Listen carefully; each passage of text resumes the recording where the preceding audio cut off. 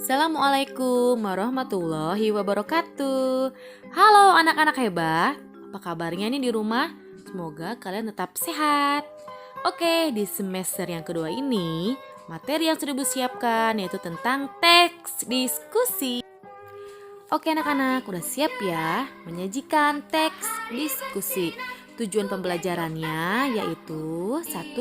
Memahami fungsi teks diskusi. Yang kedua, mengidentifikasi informasi teks diskusi berupa pendapat pro dan kontra dari permasalahan aktual yang dibaca dan didengar. Yang ketiga, menjelaskan isi gagasan, pendapat, argumen yang mendukung dan yang kontra, serta solusi atas permasalahan aktual dalam teks diskusi. Baik anak-anak, kita mulai saja ya. Sekarang apa itu diskusi?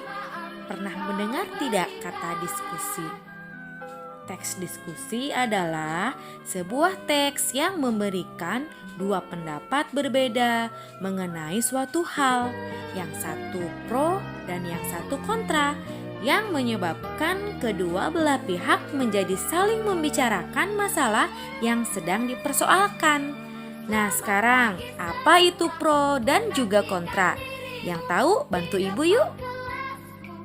Iya betul anak-anak. Jadi pro itu suatu pendapat yang setuju, sejalan, satu pendapat, searah, dan satu pikiran. Intinya satu gagasan ya anak-anak, menyetujui. Nah sedangkan yang kontra itu kebalikannya anak-anak, yaitu pendapat yang tidak setuju, menolak, bertentangan, berbeda pendapat atau pemikiran dan tidak sejalan.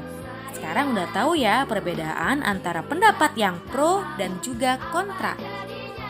Baik anak-anak, sekarang kita masuk ke tujuan dari teks diskusi. Sebetulnya ketika kita akan berdiskusi, ada tujuan dalam berdiskusi, yaitu 1.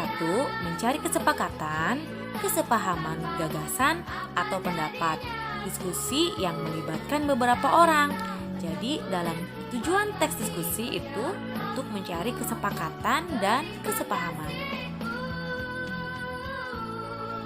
Baik anak-anak, untuk mengasah wawasan kalian, sekarang kalian buka buku paket Bahasa Indonesia halaman 117 kegiatan literasi ya. Kalian mulai membaca contoh teks diskusi yang berjudul Permainan Anak-anak. Untuk tugasnya, setelah kalian membaca teks yang tadi, lihat halaman 118 ada kegiatan 1. Tentukan pokok pikiran dalam tulisan. Masing-masing paragraf tentukan ya gagasan utamanya. Nah, pada halaman 118 kalian diminta menuliskan pokok pikiran atau gagasan utama pada masing-masing paragraf. 1. Paragraf yang pertama, apa nih yang dibahas dalam teks tersebut? Sama halnya dengan paragraf yang kedua, apa sih yang dibicarakan pada teks tersebut? Sampai dengan paragraf ketiga, 4, dan juga 5. Nah, tuliskan pada sebuah kolom ya anak-anak. Jika belum mengerti, boleh tanyakan langsung ke ibu. Oke anak-anak, mudah kan? Alhamdulillahirabbil alamin, pembelajaran kita Ibu akhiri sampai di sini ya.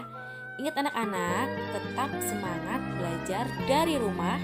Jaga kesehatan, tidak boleh berkeliaran ya. Tetap belajar daring dengan penuh semangat. Terima kasih. Assalamualaikum warahmatullahi wabarakatuh. Salam literasi.